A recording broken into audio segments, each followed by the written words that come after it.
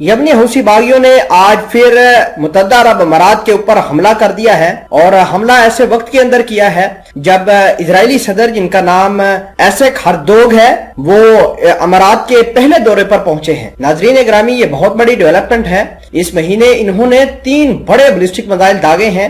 سب سے پہلے اس خبر کا پروف دیکھیے، UAE intercepts Houthis missiles as Israeli president visits۔ تو آپ کو پتا ہے کہ اسرائیل کے پریزیڈنٹ کیوں آ رہے ہیں امارات کے اندر؟ کیونکہ انہوں نے ڈیفنس پیکٹ متحدہ عرب امارات اور اسرائیل نے کرنا ہے۔ تو اسرائیل کے صدر جیسے ہی سرحد پر آتے ہیں یا لینڈ کرتے ہیں امارات کے اندر، تو انہوں نے میزائل بیلسٹک میزائل جو حوثیوں نے داغ دیے، اور ممکنہ طور پر اطلاعات یہ آ رہی ہیں کہ یہ میزائل ایئرپورٹ کی جانب ہی آ رہے تھے، یعنی جو پچھلے دنوں اٹیک ہوا تھا ایئرپورٹ، ٹھیک ویسا ہی اٹیک امارات کے اوپر ہونے والا تھا۔ ناظرین گرامی، اس کے علاوہ آپ کو یہ بتا دیں کہ یمنی حوثی باغیوں نے اس بیلسٹک میزائل کی ذمہ داری قبول کی ہے اور اسرائیل کو منع کیا ہے کہ کسی طرح کا ڈیفنس پیکٹ جو ہے وہ امارات کے ساتھ سائن مت کرے۔ ناظرین گرامی، اس کے علاوہ میں آپ کو یہ بھی بتانا چاہتا ہوں کہ اسرائیل بہت سارے دفاعی آلات کے ایگریمنٹ جو ہے امارات کے ساتھ کرنے والا ہے۔ میں اس خبر کو مزید آپ کے ساتھ شیئر کرتا ہوں، اور ان کے منسٹری آف ڈیفنس، امارات کی جو منسٹری آف ڈیفنس ہے،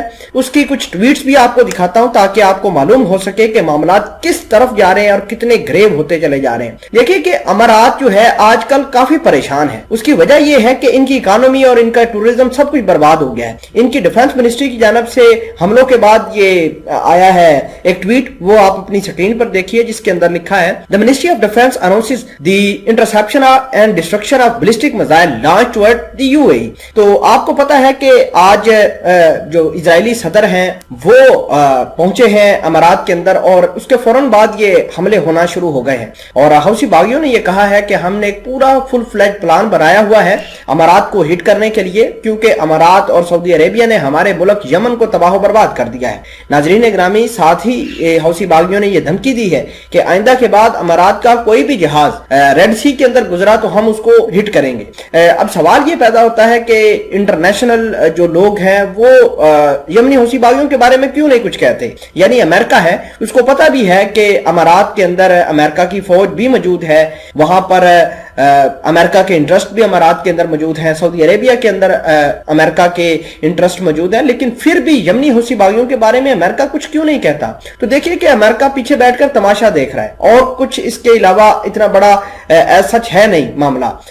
یہ امریکہ والے یہی چاہتے ہیں کہ لڑائی ہو مڈل ایسٹ کے اندر، جو تیل کے کنویں ہیں وہ امریکہ ان کے اوپر قابض ہو جائے، جس طرح سیریا کے اندر آج کل قابض ہوا ہے۔ دیکھیے کہ سیریا کے اندر کیا ہوا ہے، امریکہ نے تیل کے کنویں جو ہیں ان کے اوپر اپنی ریفائنری وہ لا کر انسٹال کر دی ہے، وہ تیل وہاں پر ریفائن کرتے ہیں اور اپنے ملک امریکہ کے اندر ڈائریکٹ لے کر جا رہے ہیں ریڈ سی کے اندر سے۔ تو اسی طرح اب یہ امارات کے ساتھ ہونے والا ہے۔ پچھلے دن میں نے آپ کو خبر بھی دی تھی کہ امریکہ کے 2-2.5 ہزار فوجی موجود ہیں۔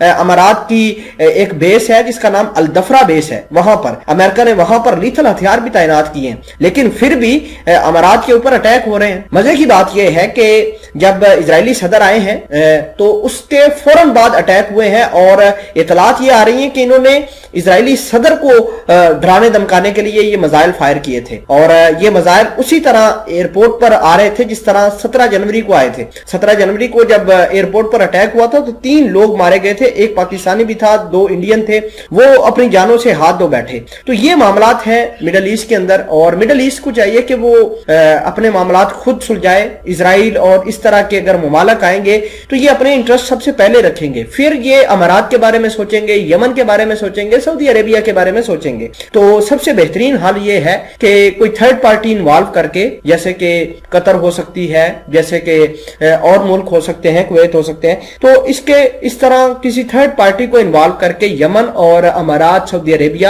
اپنے معاملات کو ٹھیک کریں۔ اگر امریکہ یا پھر یہ یہودی لابی کو لائیں گے تو پھر معاملات اور زیادہ خراب ہوں گے۔